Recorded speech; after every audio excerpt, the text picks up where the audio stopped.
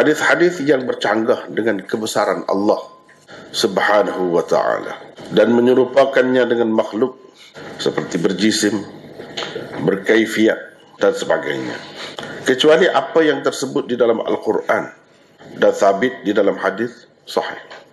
Setelah diisbatkan, ia sama ada ditafwidkan, yang diserahkan hakikat maknanya kepada Allah, atau ditakwilkan.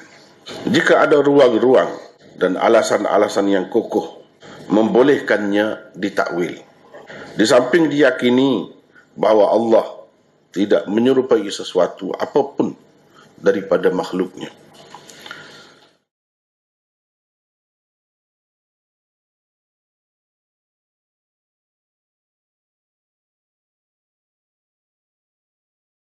Contoh pertama, sesungguhnya Ibnu Umar telah menghantar seseorang kepada Ibnu Abbas untuk bertanya beliau begini, adakah Muhammad SAW, maksudnya Nabi Muhammad, telah melihat Tuhannya? Ibnu Abbas menjawab, iya, baginda telah melihatnya di atas kerusi, yakni sedang duduk di atas kerusi. Allah duduk di atas kerusi emas yang dipikul oleh 4 malaikat. Jadi Allah duduk di atas, macam saya duduk dah, tapi kerusi emas. Begitu. Yang pertama dalam rupa seorang lelaki. Malaikat yang memikul kerusi itu, pertamanya dalam rupa seorang lelaki. Yang kedua dalam rupa singa. Yang ketiga dalam rupa lembu, jantan. Dan yang keempat dalam rupa burung nasar. Di dalam sebuah bilik hijau, berhamparkan emas. Bilik itu hijau, di bawahnya berhamparkan emas. Jadi Allah duduk dalam bilik itu. Ini semua gambaran Allah menyerupai makhluk. Dan Allah berada di satu tempat, duduk di atas satu kerusi begitu, daripada emas. Melekatlah, kita kata pun bila duduk tu macam mana, melekatlah pada kerusi itu. Ini apakah benda ni sahih? Tak ada yang sahih seumpama ni. Tak ada. Kalau yang ada dia sekadar begitulah, tangan, mata dan sebagainya gitulah. Macam ni tak ada. Kalau berjumpa lain kali, berjumpa dekat-dekat macam ni, bukan tu.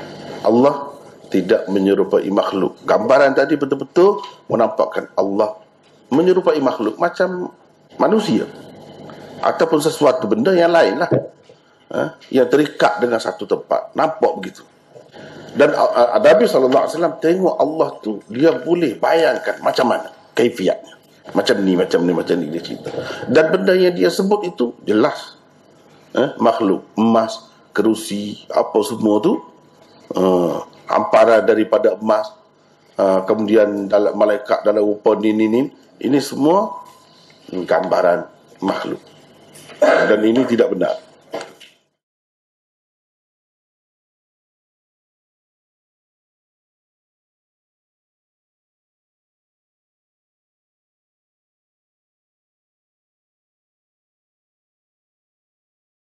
Contoh kedua, Ibnu Abbas meriwayatkan katanya Rasulullah SAW bersabda, sesungguhnya Allah turun pada tiap-tiap malam Jumaat ke dunia. Ke dunia, ya. Yang dalam hadis yang sahih, Allah turun ke langit dunia. Lain itu. Ini ke dunia. Dan yang itu tiap-tiap malam. Separuh akhir malam. Sepertiga akhir malam. Itu sahih. Turun. Tapi tak ada pula dengan gambaran seperti ini. Turun begitu. Macam mana kaifiatnya? Tak ada. Turun ke dunia bersama 600,000 malaikat. Dia duduk di atas kerusi daripada cahaya. Di hadapannya ada sekeping lauh daripada yakut merah. Ini permata delima merah. Di dalamnya tercatat nama-nama orang yang mengisbatkan ru'yah. Yani orang yang menerima, orang yang yakin dapat melihat Allah. Jadi dia tekan sangat itu tu. Tekan sangat. Dalam tu ada nama orang-orang yang mengisbatkan ru'yah. Bukan ru'yah ni di akhirat nanti, bukan. Itu orang lain pun ada. Ini di dunia ni maksudnya. Orang ni terima Allah boleh dilihat. Kaifiat Allah dan surah, rupa bentuk Allah. Dia kaifiat tu macam mana cara dia duduk, macam mana cara dia turun, boleh disebut. Orang yang terima itu ada dalam senarai, dalam lauh yakut, permata delima yang merah itu. Istimewa lah orang macam ni.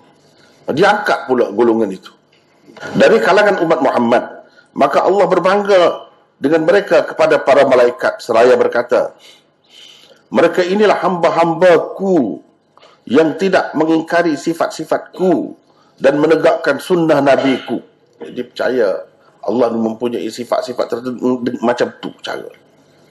Kalau tidak, itu bukan hamba-hamba Allah. Tak betul lagi akidahnya.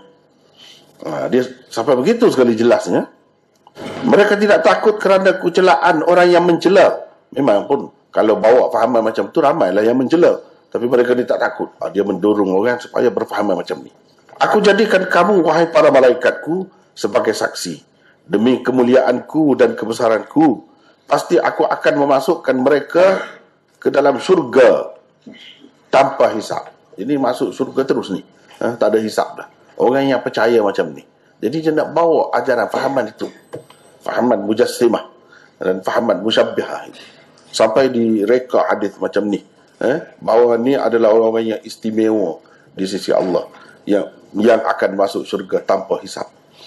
Nama-namanya tersenarai dalam permata delima merah di hadapan Allah SWT setiap hari Jumaat turun ke dunia. Begitu. Ini semua nak bawa orang kepada fahaman seperti itu. Dan ini adalah satu kesalahan besar.